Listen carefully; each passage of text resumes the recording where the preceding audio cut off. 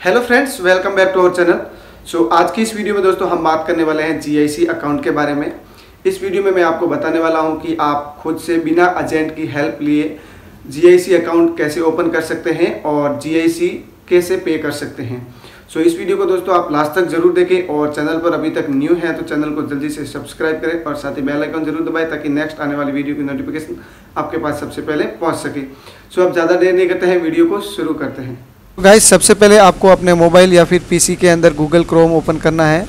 Open करने के बाद यहाँ पर आपको टाइप करना है ISBO। जैसे ही आप सर्च करेंगे तो फर्स्ट साइट आपको Canadian imperial bank of commerce का ही देखने को मिलेगा, ISBO। तो सिंपली आपको उस पर क्लिक कर लेना है। जैसे ही आप उस पर क्लिक करते हैं तो इस तरह का ऑप्शन आपके सामने देखने को मिल जाता है। तो सिंपली ओके पे क्लिक करके नीचे आपको स्क्रॉल डाउन करना है। उसके बाद ऑटोमेटिक यहाँ पर आप देख सकते हैं साइड में अमाउंट लिखा हुआ है $10,000 और आप अप टू $20,000 तक पे कर सकते हैं GIC। तो यहाँ पर मैंने $10,000 ही लिया है क्योंकि हमको सर्टिफिकेट 10,000 का ही चाहिए। उसके बाद आपको कंट्री सिलेक्ट कर लेना है। तो मैंने यहाँ पर इंडिया सिलेक्ट कर लिया है। उसके बाद आप जैसे ही कंट्री सिलेक्ट करेंगे तो ऑटोमेटिक नीचे ऑप्शन आ जाएगा कि आपको इतना अमाउंट है वो पे करना पड़ेगा INR में, और आपको ये अमाउंट US में भी पे कर सकते हैं। तो उसके बाद आपको राइट पर क्लिक कर लेना है, मतलब ये अमाउंट आप पे करने के लिए रेडी हो। उसके बाद नीचे ऑप्शन दिया है I would like to pay Canadian dollar for the 2% programme fees. अगर आप कैनेडियन डॉलर में पे करेंगे तो आपको $200 एक्स्ट्रा पे करना होगा। अगर आप इंडियन डॉलर में करते हैं तो 6,31,000 जितना आपको पे करना होगा। उसके बाद आपको नीचे एक ऑप्शन दिया है, उस पर क्लिक करना है। जैसे आप पे समरी पे क्लिक करेंगे तो इस तरह का आपको डिटेल देखने को मिलेगा। यहाँ पर आपको सबसे पहले स्टूडेंट डिटेल फिलअप्स करना होगा। तो टाइटल में आपको मिस्टर, मिसेज या आपका जो लगता है वो आपको टाइटल डाल लेना है। तो मैं मिस्टर डाल रहा हूँ। मिस्टर डालने के बाद आपको यहाँ पर अपना फर्स्ट नेम एंटर कर लेना है, जो एज पर पासपोर्ट, जो आपका पासपोर्ट पर नेम है वही यहाँ पर आपको फिलअप करना है। आपको पासपोर्ट पर नेम दिया होगा गिवन नेम, जो गिवन नेम है वो यहाँ पर आपको एंटर कर लेना है। और जो आपका सरनेम दिया है या फिर लास्ट नेम दिया है वो यहाँ पर आपको एंटर कर लेना है। एंटर करने के बाद अगर लास्ट नेम नहीं है तो आप नो लास्ट नेम पर क्लिक कर सकते हो। उसके बाद यहाँ पर आपको एक और ऑप्शन दिया है, वो ऑप्शनल है, उसको आप लीव भी कर सकते हो। उसके बाद नीचे एक और ऑप्शन है school your title select other. तो इसमें आपको कुछ भी सिलेक्ट नहीं करना है, सॉरी इस पे आपको अपना स्कूल सिलेक्ट करना है। जैसे आपका कौन सा कॉलेज है कनाडा के अंदर वो यहाँ पर आपको सिलेक्ट करना है। तो मैं यहाँ पर शेरिडन कॉलेज डेविस कैंपस है वो सिलेक्ट कर लेता हूँ। जैसे मैंने सिलेक्ट किया उसके बाद प्रोग्राम ऑफ स्टडी, यहाँ पर कौन सा कोर्स आप लेकर जा रहे हो। तो मैं यहाँ पर बिजनेस का कोर्स लेकर जा रहा हूँ, तो मैं बिजनेस का यहाँ पर सिलेक्ट कर लूँगा, बिजनेस स्टडीज़ MBA। तो उसके बाद यहाँ पर स्टूडेंट ID ये आपके ऑफर लेटर पर होगा, बट यहाँ पर ऑप्शनल है, अगर आप नहीं डालेंगे तो भी चलेगा, बट ऑफर लेटर पर दिया है आप डाल सकते हैं।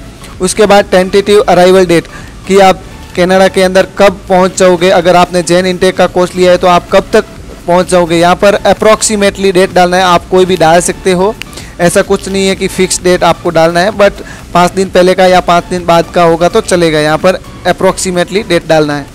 तो यहाँ पर मेरा जेन इनटेक है इसलिए मैं 2023 12 मंथ और 25 डाल देता हूँ, मतलब मैं 25 तारीख तक वहाँ पर पहुँच जाऊँगा।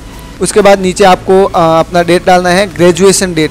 तो सिंपली ग्रेजुएशन डेट में आपको क्या डालना पड़ेगा, आपका एक्सपेक्टेड ग्रेजुएशन डेट कितना है वो आपको ऑफर लेटर पर मेंशन किया होगा, वो भी आप यहाँ पर अप्रॉक्सीमेटली डाल सकते हो। इतना कुछ मतलब एक्यूरेट डालने का कोई ज़रूरत नहीं है।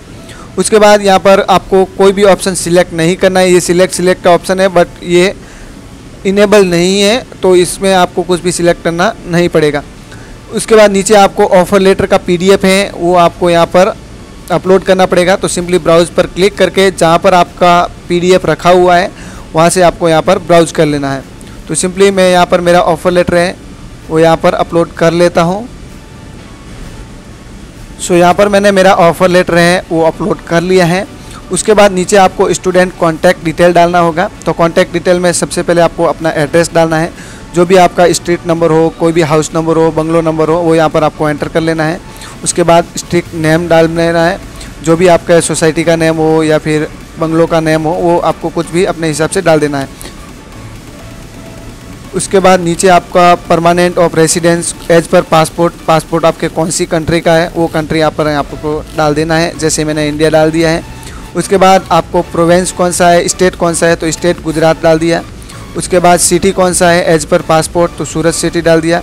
उसके बाद पोस्टल कोड डाल देना है, मतलब पिन नंबर, तो यहाँ पर मैंने ये भी डाल दिया। उसके बाद नीचे एक ऑप्शन देखने को मिलेगा आपको फ़ोन नंबर का, तो फ़ोन नंबर आपको डाल देना है। यहाँ पर इंडिया का फ़ोन नंबर डालेंगे तो भी चलेगा, अगर इंडिया का नहीं डाल रहे हो तो आगे कोड दिया हुआ है वो आपको कोड अलग सिलेक्ट करना पड़ेगा। उसके बाद रजिस्टर ईमेल आईडी, ये आपको ध्यान रखकर चेक करके डालना पड़ेगा। यहाँ पर जो भी आप ईमेल आईडी रजिस्टर करेंगे वो आपका बैंक में रहेगा और उसी पर आपको मेल आएगा कन्फर्मेशन का, तो ये आपको अच्छे से चेक करके डाल देना है।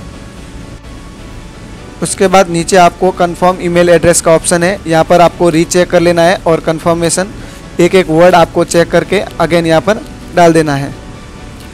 उसके बाद आपको साइड में ऑप्शन देखने को मिलेगा पासपोर्ट, तो पासपोर्ट आपको क्रिएट करना है। कोई भी आप यहाँ पर नीचे इंस्ट्रक्शन दिया हुआ है किस तरह से आपको पासपोर्ट जनरेट करना है, तो सिंपली करने के बाद नीचे कंफर्म पासपोर्ट का है उस पर आपको डाल देना है।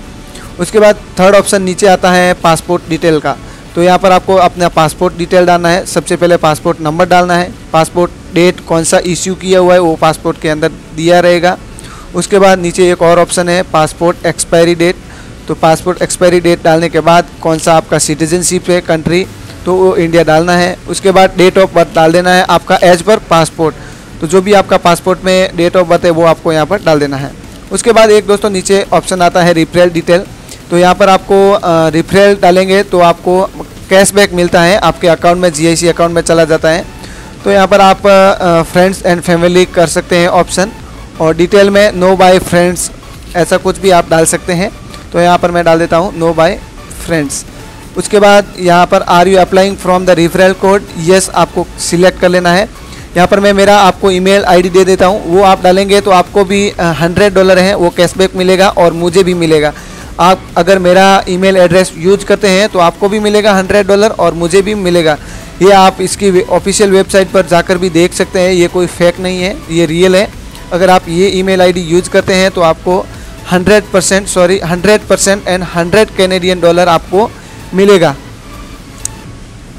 सो यहाँ पर मैंने मेरा ईमेल एड्रेस डाल दिया है, ये आप यूज कर सकते हैं। उसके बाद additional info INR ATU form, तो यहाँ पर आपको आप कौन सी बैंक से पे करने वाले हैं वो उस बैंक का आपको डिटेल डालना है।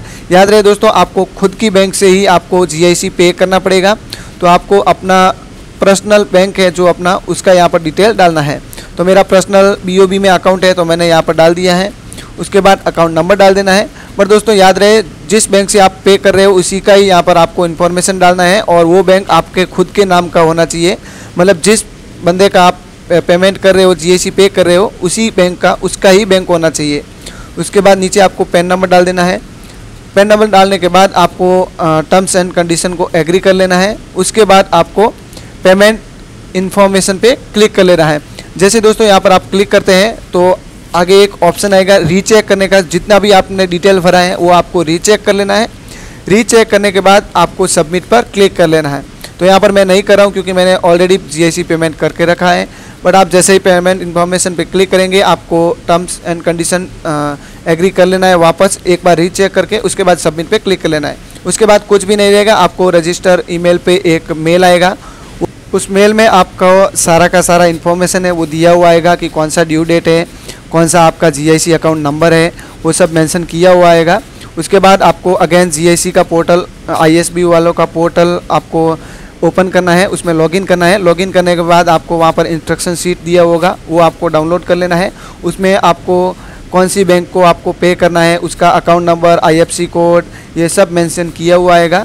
सो वो इंस्ट्रक्शन शीट लेकर आपको अपनी लोकल बैंक में जाना है। वहाँ जाकर आपको जो वो नंबर दिया हुआ है वो आपको उस पर पे कर लेना है, NEFT या फिर RTGS, तो वो लोकल बैंक वालों को पता रहता है। So thank you.